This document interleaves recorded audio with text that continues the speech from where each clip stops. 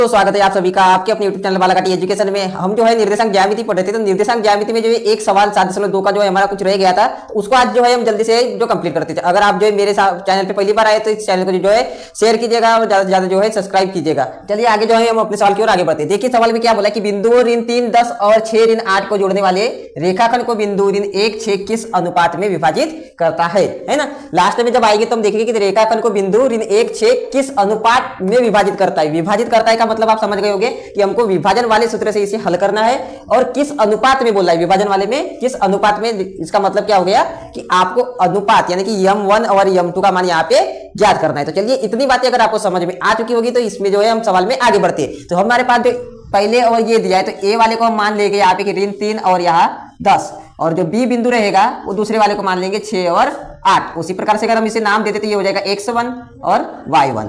दूसरे कोष्टक में जो चीजें रहेगी वो रहेगा x2 और यहाँ पे y2। इतनी चीजें जब क्लियर हो गई और हमें बोला किस अनुपात में, यानी हमें यहाँ पे ज्ञात क्या करना है, यहाँ पे हमें ज्ञात करना है m1 और m2 की वैल्यू। ये दो चीजें हमें क्या करनी है, ज्ञात करनी है। अब तो आप सोचोगे भाई कि ये ऋण 1 और 6 किसका मान दिया है ना। ये हमने इसे तो मान लिया जो पहले कोष्टक में दी थी, दूसरे कोष्टक में जो चीजें दी थी उसे हमने पता कर लिया, जो m1 और m2 का मान था उसे भी हमने पता कर लिया। अब जो हमारे सामने ऋण 1 और 6 बचा है तो ये मान है हमारे सामने x का जो मान निकालते हैं वो ऋण 1 है और जो y का जो हम मान निकालते हैं वो है 6। तो ये दो आंसर आपको दिए हुए, आप दोनों में से किसी एक को लेकर जो है अपने आंसर की ओर आगे बढ़ सकते हैं। जैसे अगर मैं लेके चलूँ ये 1 या लेके चले 6 है ना, तो आपकी मर्जी, बताइए किस किस के साथ जो है आप जाना पसंद करेंगे। तो हम जो है चलिए x वाले के साथ चलते थे। x वाले के साथ चल रहे तो पहले x वाले का सूत्र लिख लेंगे कि m1 x2 plus m2 x1 upon में m1 प्लस m2। ये क्या हो गया, x वाले में विभाजन वाला सूत्र लगा दिए भाई हमने, है ना। तो x यानी कि कितना, ऋण 1। इस ऋण 1 को हमको x की वैल्यू के बराबर लिखना है। m1 का मान हमें ज्ञात करना है। x2 का मान कितना, यहाँ पे देखेंगे तो 6 है, तो इंटू 6 प्लस m2 की वैल्यू फिर से हमें ज्ञात करनी है। x1 की वैल्यू कितनी है, -3, तो -3 कर देंगे। m1 प्लस में m2। इतनी चीजें आपको समझ में हो गई। जो हमारा सूत्र है उसमें हमने सबकी वैल्यू यहाँ पे जिसकी पता है वो लिख दी है ना। अब जो ये ऋण 1 है और इसमें जब हम मल्टीप्लाई करेंगे, क्योंकि इनका होगा तिर्यक गुना है ना, ऊपर वाले कैसे कुछ नहीं है तो यहाँ पे लिख देंगे हम 1। इसका गुना करेंगे तो ये हो जाएगा ऋण 1, कोष्टक में आ जाएगी ये m1 प्लस में m2, और ये गुना करते जाएंगे तो उतना ही आएगा, तो ये हो जाएगा 6m1 और माइनस का चिन्ह सामने है तो इधर आ जाएगा 6, 3 - 2। इतनी चीजें आपको क्लियर हो चुकी है। अब इसी को जब आगे हम करेंगे तो -1 से इसे ब्रैकेट को खोलते जाना है ना, तो -1 से करेंगे तो ये हो जाएगा -m1 और -m2 is equal 6m1 -3m2।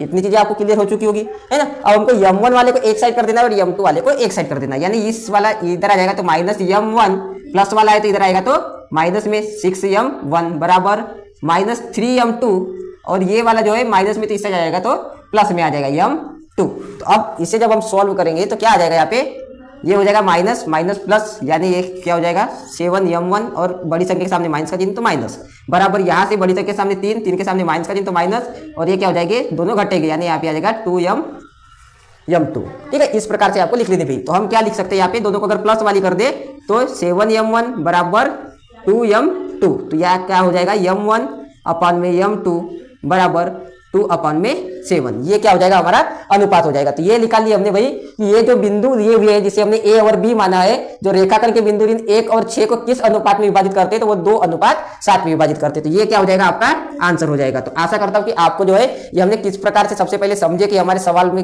हमको क्या ज्ञात करने बोला है और उसके अनुसार हमने किस प्रकार से उसे हल किया, तो ये बहुत ही अच्छी तरीके से आपको समझ में आ चुका होगा। तो मेरा वीडियो देखने के लिए धन्यवाद। जय हिंद।